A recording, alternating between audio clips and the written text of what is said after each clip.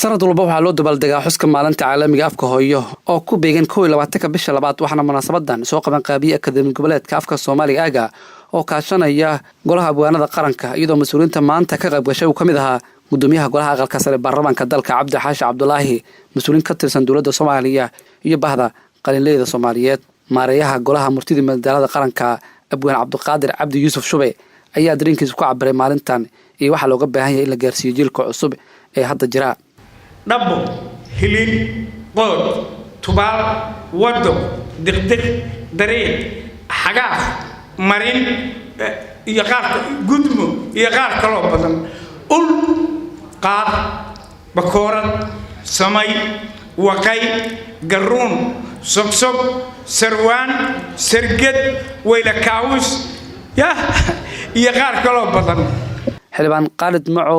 gudoomiyaha guddiga warfaafinta golaha shacabka iyo xilbaan Maryan Cariif Qaasim oo ku hadlaysay akademiyada goboleedka afka Soomaaliga aga ayaa sheegay in loo baahan yahay xilligan in la xoojiyo afka hooyo maadaama dadka Soomaaliyeed ay u badan yihiin dhalinyaro afka wuxuu ka mid yahay weelka dhaqanka uu ka mid yahay haddii aan la daryeelin ma noolaanayo waa dhimana maxaa yeelay afka miska taagna kaligiis iskama taagna wuxuu cuskan yahay dhaqan uu cuskan yahay dhaqanka waa socdaan waxaa farxad iyo reereeyay ah inaan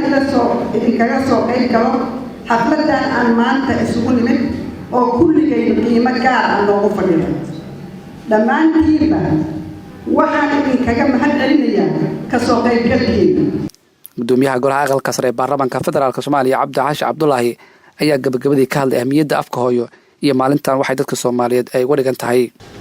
laakiin af Soomaaligu 3 meelood ayuu fadhiyay wuxuu fadhiyay baadiyaha wuxuu fadhiyay beeraleyda wuxuu fadhiyay kalluumaysatada marka dadka aragto طبعا waa la dhamaaday dhalinyaro hadda dalka joogta laakiin waxaan isleeyahay marka Shube hadda erayadii af Soomaaliga ee halka inoogu taxay ee tirada badnaa maanta dhalinyarada Soomaaliyeed ma garanaya waxay u baahan yihiin in la baro 22 bisha labaad ee sanadkaas waxaa dunida loo dabaaldegaa maalinta afka hooyo waxaana halku dhig looga dhigaa sanad kasta sinaanta xagga waxbarashada iyo luqadaha ay u sinaadaan gabdhaha iyo wiilasha iyo caruurta inta ay yaryihiin in la baro lana ilaaliyo hidaha iyo dhaqanka uu afku leeyahay maalinta caalamiga afka hooyo waxaa la isku raacay shir ay qabatay UNESCO bishii November 1999 waxaana wixii sanadkii 2000 ka dambeeyay la bilaabay in caalamka laga xuso maalinta afka hooyo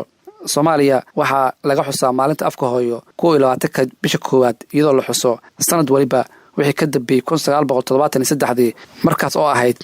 markii uu soo baxay wargeyskii ugu horeeyay afka Soomaaliga ku qoran iyadoo la raaciyay manhajka farta Soomaaliga Cabdiqaadir Shacab warbaahinta qaranka Muqdisho